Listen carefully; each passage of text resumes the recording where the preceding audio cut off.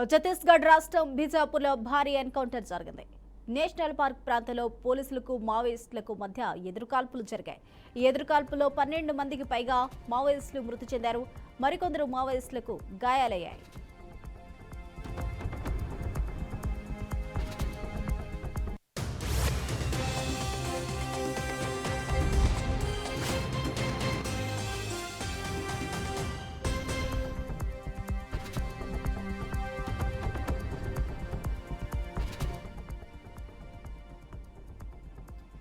ఛత్తీస్గఢ్ రాష్ట్రం బీజాపూర్లో భారీ ఎన్కౌంటర్ జరిగింది. నేషనల్ పార్క్ ప్రాంతంలో పోలీసులకు మావోయిస్టులకు మధ్య ఎదురుకాల్పులు జరిగాయి. ఈ ఎదురుకాల్పులో 12 మందికి పైగా మావోయిస్టులు మృతి చెందారు. మరికొందరు మావోయిస్టులు గాయపడినట్టు తెలుస్తోంది.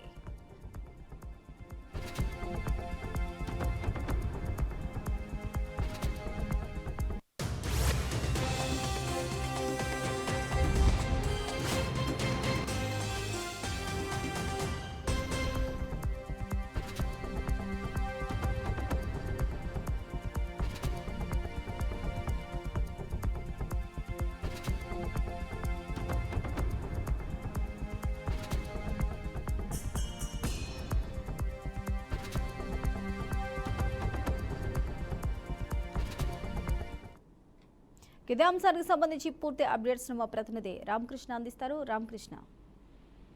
స్వప్న, ఛత్తీస్గఢ్ బీజాపూర్ జిల్లాలో మరొకసారి భారీ ఎన్కౌంటర్ జరిగింది. అయితే 12 మావోయిస్టులు కూడా మృతి చెందారు.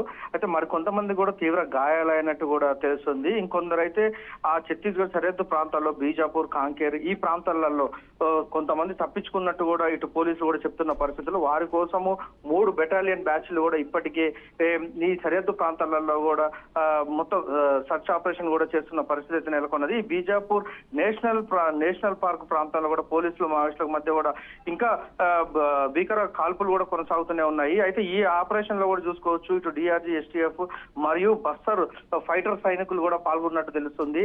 గత నెల రోజుల నుంచి చూసుకుంటే అయితే పెద్ద ఎత్తున మావోయిస్టుల వేట కోసం ఇటు పోలీసులు పెద్ద ఎత్తున ఇటు డిఆర్జీఎఫ్, ఎస్టీఎఫ్ పోలీసులు కూడా భారీ ఎత్తున కూంబింగ్ కూడా నిర్వహిస్తున్నారు. వీరికి తోడు ఇటు కుంట, అంతేకాకుండా ఇటు సరిహద్దు ప్రాంతాలలో చర్ల, వెంకటాపురం ఈ ప్రాంతాలలో ఉన్న బేస్ క్యాంప్ లో ఉన్న పోలీసులు కూడా కూంబింగ్ నిర్వహిస్తున్న పరిస్థితి నెలకొన్నది.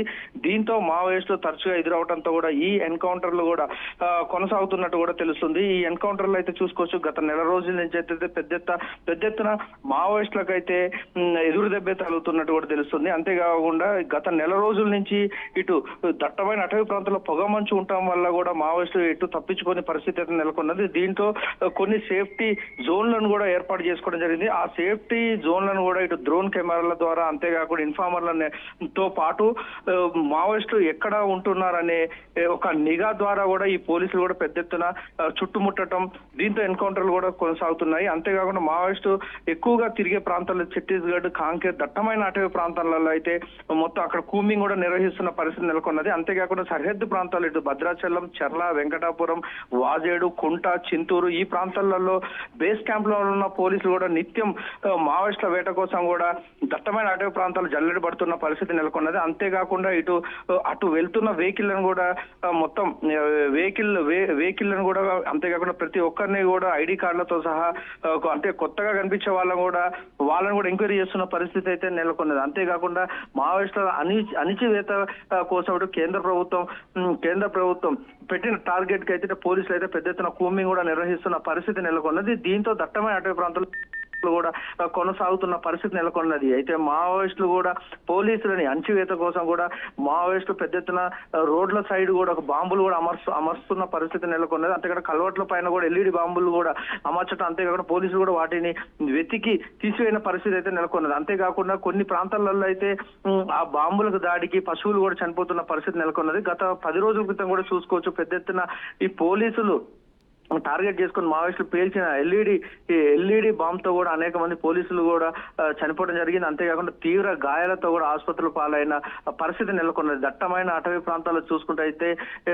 దట్టమైన అటవీ ప్రాంతాల్లో పెద్ద ఎత్తున ఈ కూంబింగ్ల వల్ల, పోలీసుల కూంబింగ్ల వల్ల అటు మావోయిస్టులు కూడా ఎదురు దాడి వల్ల కూడా పెద్ద ఎత్తున విధ్వంసం అయితే కనిపిస్తున్నది. అంతేకాకుండా దట్టమైన అటవీ ప్రాంతాల్లో పెద్ద ఎత్తున యుద్ధ మేఘాలు కూడా కమ్ముకున్న పరిస్థితి అయితే నెలకొన్నది. చూసుకోవచ్చు, మావోయిస్టులని టార్గెట్ చేస్తూ ఇటు పోలీసులు, సిఆర్పిఎఫ్, అంతేకాకుండా డిఆర్జీ ఇంకా ఎస్టీఎఫ్ దళాలు కూడా ఇప్పటికే దట్టమైన అటవీ ప్రాంతాల్లో ఒక క్యాంపులు కూడా ఏర్పాటు చేసుకుని నివసిస్తున్న పరిస్థితి నెలకొన్నది. మావోయిస్టుల ప్రతి అణువు కూడా అబ్జర్వ్ చేస్తూ అటాక్ చేస్తున్న పరిస్థితి నెలకొన్నది. దీంతో చూసుకోవచ్చు ఈ కాలం అయితే మావోయిస్టులకు గండు కాలం అని చెప్పుకోవచ్చు. అనేక మంది మావోయిస్టులు కూడా ఇప్పటికే మృతి చెందారు. ఇంకా తప్పించుకున్న మావోయిస్టుల కోసం కూడా పెద్ద ఎత్తున ఇటు కూంబింగ్ కూడా నిర్వహిస్తున్న పరిస్థితి నెలకొన్నది. స్వప్న.